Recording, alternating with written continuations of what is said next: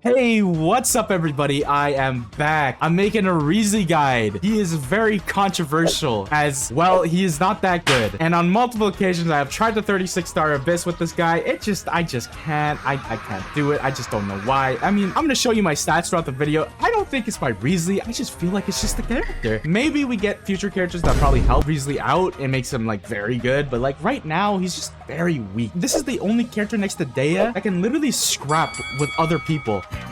Duck this one. This isn't to like say that he's really bad or like he's not fun as hell to play. Like he's really fun to play. Anyways, I'm not gonna bash on the character 24/7 because you're here for a build guide.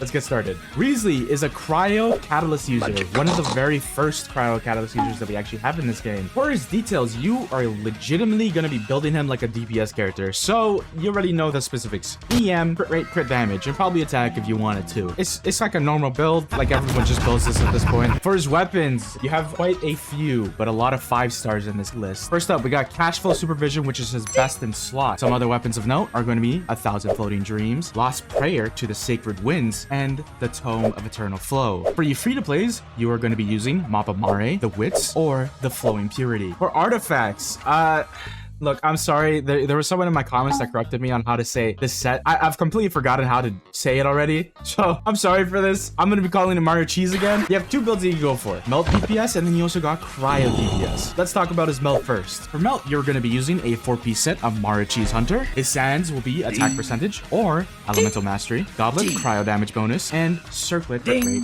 or crit damage. For your Mono Cryo build, you are also going to be using a 4-piece Mario Cheese Hunter. I cannot pronounce his name to save my life, man. And if you don't want to use that set, you can of course use Blue Betrayer. Your sands is going to be attack percentage, Goblet, cryo damage bonus, and Circlet crit damage. Next up, his constellations. His only 2 really good constellations. I mean, like, he has really good constellations off the board. I'm going to be real. His only 2 good constellations are going to be C1 and C6. Yeah, so C1 is going to be really good. I think it's probably his best constellation by far. And his C6 is also really good. So these are 2 constellations you can think of going for. Unless you're like a whale and you go for C6. Man, you are insane. Anyways, his talents, you're going to be focused on your normal attacks and then your skills. His burst doesn't matter that much as he relies most on his normal attacks to do the most damage. Anyways, let's talk about his